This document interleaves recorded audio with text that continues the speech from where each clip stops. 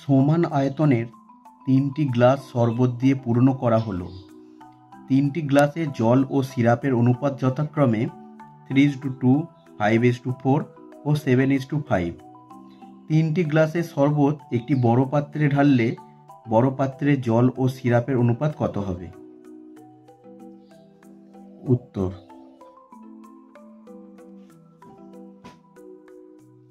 মনে করি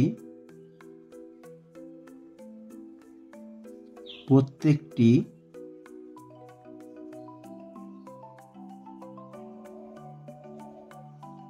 গ্লাস সমান 1 অংশ। প্রথম গ্লাসে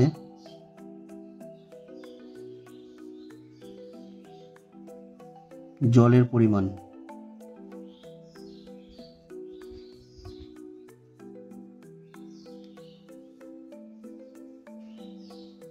3/5 অংশ হবে। সমানুপাতিক ভাগার করলে 3 থাকবে আর 2 যোগ হবে, 3/5 হলো।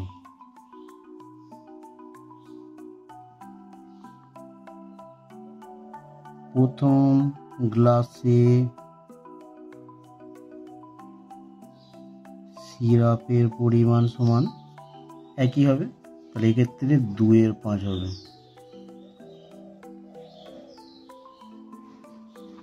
দ্বিতীয় গ্লাসে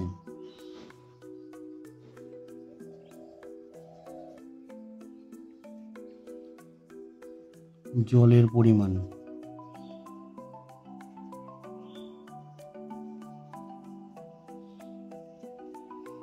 5:4 আছে, তাহলে হবে 5/9 অংশ।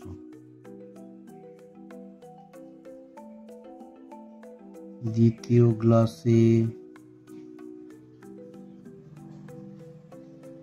সিরাপের পরিমাণ একই হবে, 4/9 অংশ।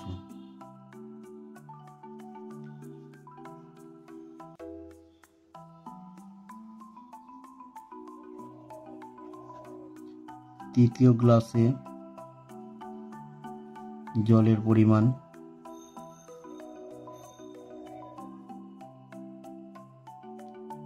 7:5 আছে, তাহলে হবে 7/12 অংশ।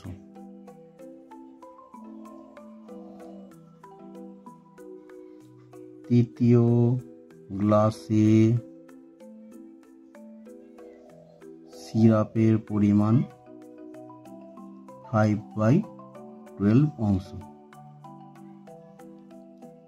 এবার আমরা 3টে গ্লাসে মোট জলের পরিমাণটা বার করব আর 3টে গ্লাসে মোট শরবতের পরিমাণটা বার করে নেব। তাহলে অতএব মোট জলের পরিমাণ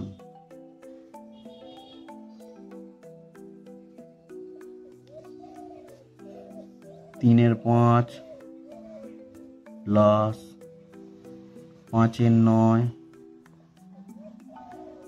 প্লাস 7/12 অংশ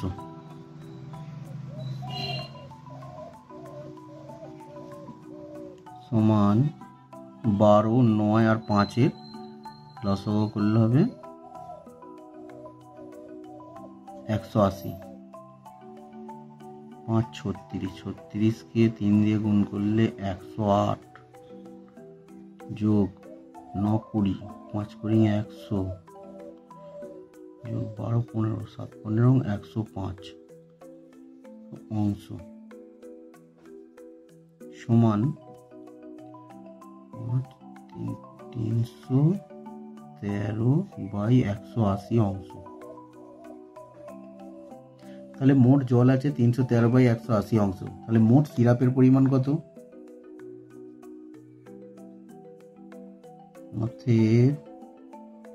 মোট সিরাপের পরিমাণ একইভাবে বার করে নেব।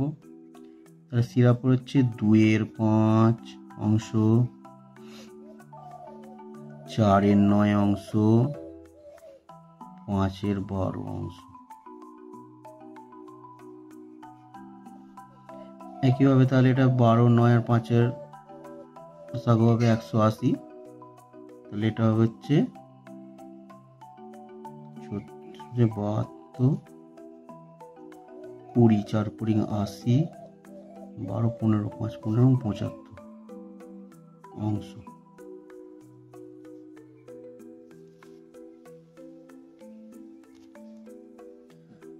হচ্ছে 5, 20, 7, 15,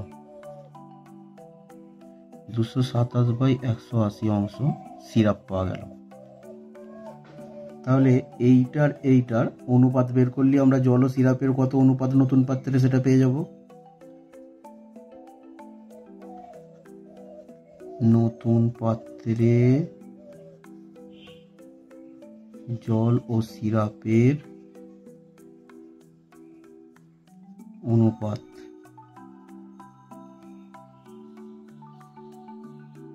সমান 313/180 227/180 সমান 313/180। এটা উল্টে যাবে,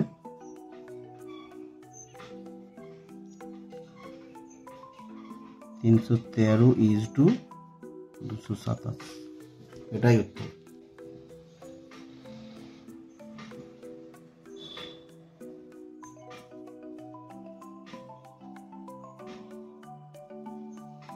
বড় পাত্রে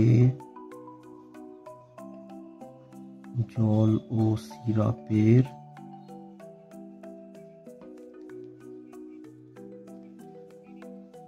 পরিমাণ হবে